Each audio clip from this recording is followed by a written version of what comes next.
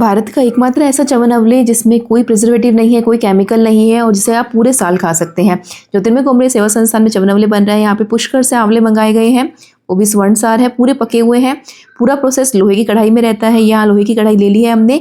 अब इसमें हम बनाएंगे क्वाथ द्रव्य। क्वाथ द्रव्य में लगभग 50 तरह की औषधियाँ डाली गई है, जिसमें दशमूल, अश्वगंधा, शतावरी, ब्राहीकंद, बिद्रीकंद, काकड़ा सिंगी, भूमि आंवला, मुनक्का, जीवंती, पुष्कर मूल, अगर, गिलोय, बड़ी हरड़, बला, कचूर, नागरमोथा, पुरनवा, कमलगट्टा, वासा, काकनासा, गोखरू, खरेटी, सफ़ेद चंदन, पीलावासा, बेल की छाल, ये सारी औषधियाँ हमने हल्की दरदरी पीस दी थी।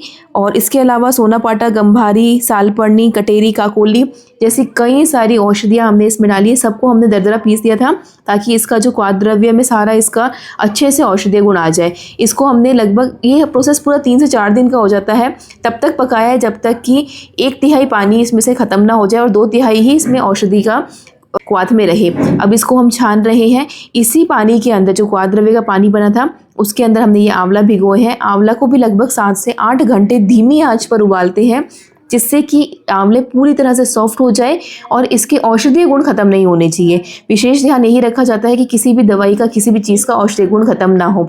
8 घंटे उबालने के बाद आप देख पा रहे हैं आंवला का कलर भी चेंज हो गया है और एकदम सॉफ्ट हो जाएंगे। इतने सॉफ्ट हो जाने चाहिए कि हाथ लगाते ही ये बिखर जाए, ये टूटने लग जाए, जैसे ये दिखा रहे हैं आपको वीडियो में। इतने सॉफ्ट होने के बाद में अब हम इसकी पिष्टी निकालेंगे। ये दूसरे दिन का प्रोसेस शुरू होता है जिसमें हमारी पिष्टी निकाली जाती है। पिष्टी भी हम हाथ से निकाल रहे हैं और यहाँ पे छन्नी रखी है, हाथों से पिष्टी निकाली जा रही है। ये मशीन से क्यों नहीं करते? वही बात होती है कि मशीन से करोगे तो इसके औषधीय गुण खत्म हो जाएंगे। अब हाथों से पिष्टी निकाली जा रही है। आंवले की गूदे की अच्छे से पिष्टी निकालते हैं, इसके बीज अलग करते हैं। ये पिष्टी हमने यहाँ पे निकाल के भगोले में रख दी है। स्टील का भगोला लिया है। कहीं भी किसी भी प्रोसेस में एल्यूमिनियम का कोई भी बर्तन काम में नहीं लिया है। अब हम इस पिष्टी को सेकेंगे। पिष्टी को सेकने के लिए जो 100 किलो का आंवला का बैच हमने रेडी किया है, 100 किलो के आंवले के बैच में 10 किलो देसी गौ माता का वैदिक मंथनी घृत डाला है। अब आप देख रहे हैं कि जितना इसमें घी डाला था ना, पूरा पिष्टी को सेकने में भी लगभग 7 से 8 घंटे रहते हैं। कम आंच पे सेकना है, धीमी आंच पे। और अंत में जब पिष्टी पूरी सिक जाएगी ना, जितना घी आपने स्टार्टिंग में देखा था ना, उतना का उतना घी ये लास्ट में छोड़ती रहेगी। तो अभी आप देख पा रहे हैं 8 घंटे सिकने के बाद में पिष्टी ने पूरी तरीके से घी छोड़ दिया है। इसका मतलब पिष्टी पूरी तरीके से सिक के तैयार है। ये प्रोसेस हमारा लगभग 3rd डे का होता है, जब पिष्टी पूरी सिक के रेडी हो जाती है। हर प्रोसेस धीमी आंच में बनाना है और बिल्कुल भी कढ़ाई से ना लगे, उसका विशेष ध्यान रखना है। तो अब ये पिष्टी पूरी सिक जाए, पूरा जो घी छोड़ दे, उसके बाद हम च्यवन अवले की तैयारी करेंगे।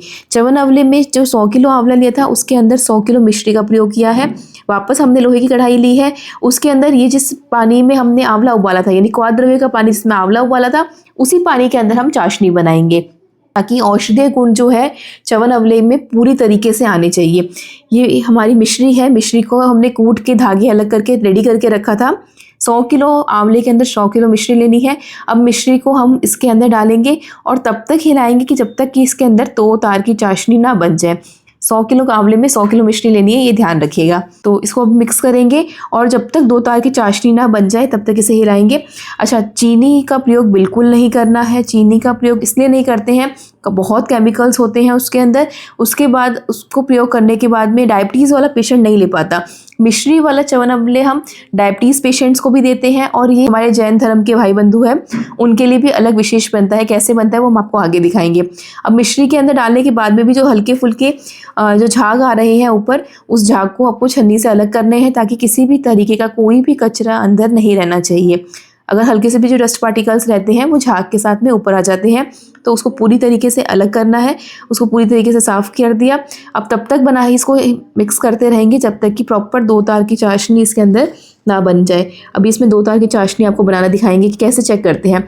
एक प्लेट में पानी लेना है, उसके अंदर चाशनी के कुछ ड्रॉप्स डालनी है। चाशनी नीचे बैठी रहेगी, इसका मतलब 2 तार की चाशनी रेडी है। अब इसके अंदर हम पिष्टी डालेंगे। जो पिष्टी हमने सेक कर रेडी रखी थी ना, इसमें घी छोड़ दिया था, वो पिष्टी हम इसके अंदर डालेंगे। धीरे धीरे करके मिक्स कीजिएगा। बिल्कुल ध्यान रखना है कि इसमें गांठें ना रह जाए, गुठलियाँ ना रह जाए।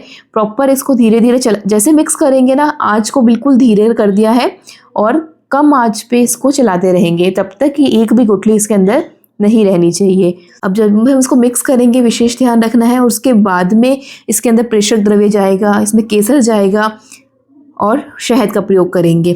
तो तो अब इसको मिक्स कर रहे हैं। अब इसके बाद हम डाल रहे हैं प्रेषक द्रव्य। प्रेषक द्रव्य में वंशलोचन, छोटी पीपल, दालचीनी, तेजपत्ता, लौंग, इलायची, नागकेसर जैसी कई सारी औषधियाँ होती है। इसको कपड़ छान करके रखा हुआ है और छन्नी से डालेंगे ताकि कहीं भी कोई गुठली ना रह जाए। इसको डाल के भी अच्छे से धीरे धीरे मिक्स करेंगे। इस समय हम आँच बिल्कुल बंद कर देते हैं। अब उसके बाद में हल्का सा ठंडा भी हो रखा है ये।